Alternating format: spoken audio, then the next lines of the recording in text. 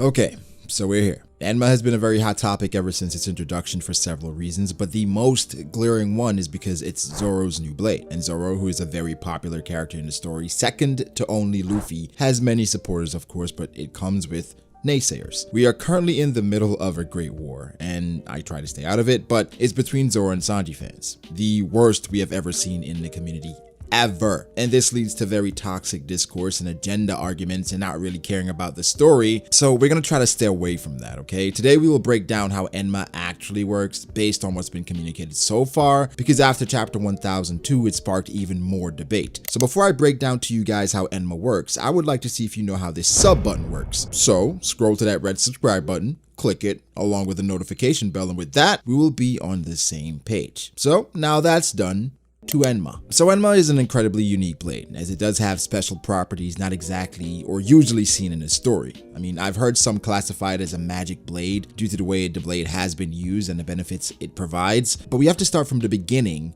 to attempt to understand this blade and its possible future with Zoro, as well as its past with Oden. We find out about Enma in chapter 954 when Hiyori reveals to Zoro that her father, Kozuki Oden, wielded two blades, Enma and Ame no Habikiri. Enma was passed down to Hiyori, while Ame was given to Momonosuke. In exchange for Shusui, which was stolen by Moria and given to Zoro by Ryuma, kinda, Hiyori offers Enma in its stead. But Enma was special, because in addition to being a blade from the overwhelming Oden, Enma was also introduced as the only katana to ever wound Kaido. This created a major stir naturally around this item, as Kaido, as he had been portrayed, could not even kill himself. So the introduction of a blade that had wounded him, it made waves. So naturally, questions that would flood your mind is, how did it scar Kaido, and just how special is this blade? Well, it didn't take too long to find out, as the next chapter, Tenguyama Hitetsu gave us most of the information we needed in regard to the blade. Enma was described as the sword that splits the earth to the bottom of hell, which is perfect due to the connection Zoro has to the anti-god,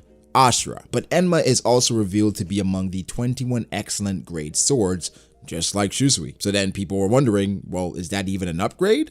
Is it a power-up? But anywho, even greater than that, Hitetsu made it apparent that the blade had to be tamed, as the only man that could do so was Oden. Kinemon offered some advice to Zoro not to take the blade as almost a warning, which somewhat implies that he may have attempted to wield this blade at one point, so that would surmise that a swordsman, even to the caliber of Kinemon, could not even dream to wield Enma. That's to Zoro's credit. The first time Zoro uses the blade, it slices off a cliff. Sanji said he cut the coastline, and he sliced it cleanly, but that was not the only effect. Enma was actively sucking haki away from Zoro to fuel its uncontrollable appetite. Zoro then used his will to demand the sword to return his haki. So now we got further explanation that Enma exudes the wielder's Ryou on its own. So in essence, it removes the limiter. With Enma, you can use everything you have, which could kill you, but it leads to more devastating attacks. Zoro, after hearing about Enma's ability, proclaimed that after getting used to Enma, he would get much stronger. Even further than that, the thing that would aid Zoro's ability to master the blade, Hitetsu reveals that Wado Ichimonji and Enma were made by the same blacksmith, Shimotsuki Kozaburo, who left Wano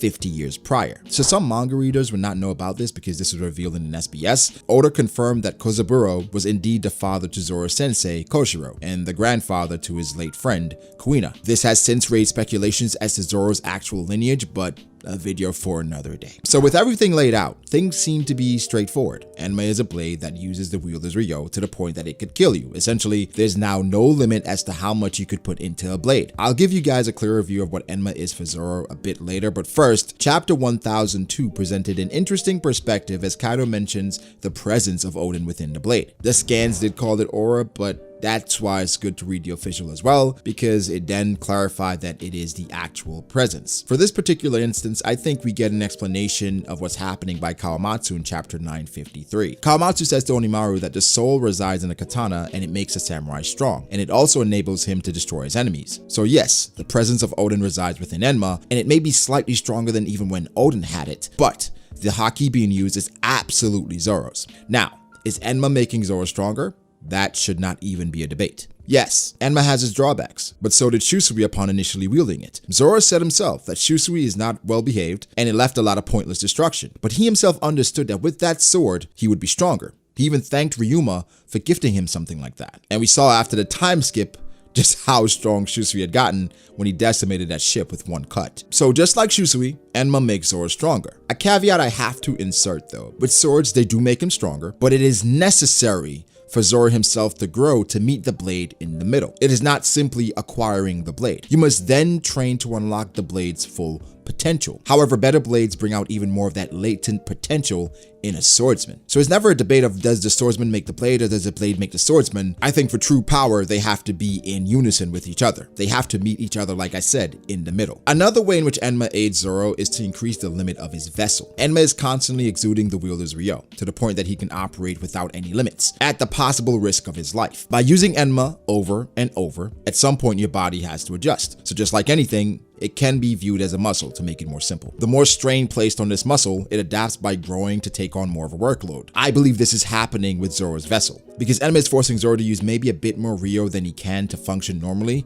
so Zoro's body has to adapt and therefore leads to more reserves and more devastating attacks. His body adapts and grows. But with Enma, it is amplified, as you are risking your life every time it is used. It is literally the perfect training mechanism, but absolutely a power boost for our favorite Marimo. As we saw in chapter 1002, Zoro's attack was dodged by Kaido because he just had to. But after the attack, Zoro was a bit spent. In time, maybe even during this battle, Zoro will grow to the point that those effects will no longer be there, or be a bit more minimal. I mean, it is literally perfect for him. Almost as perfect as Ryou training was for Luffy, in which 1, it made him more powerful. It allowed him to do more devastating attacks. And 2, it helped him with his haki inefficiency. He was told time and time again that he was using haki very inefficiently. So with this training, he kills 2 birds with 1 stone, as does Zoro. Even Sanji, to be honest, with the raid suit, because his durability was a question and now his perversion has been amplified.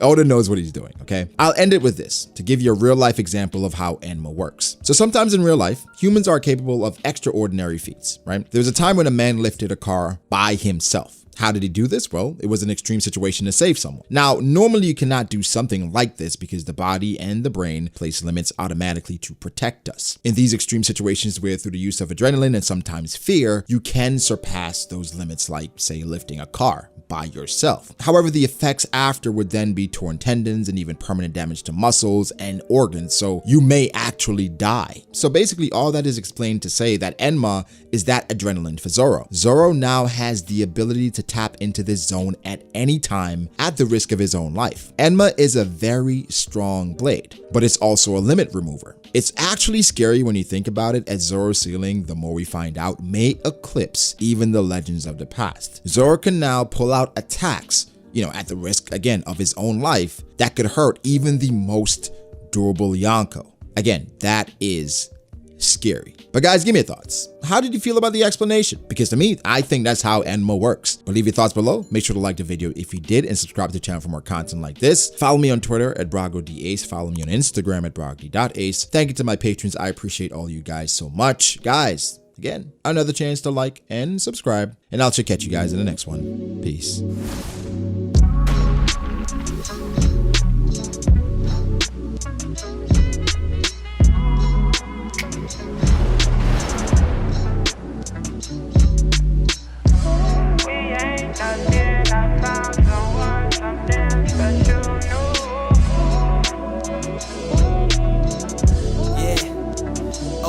I start doubting me, I felt lost.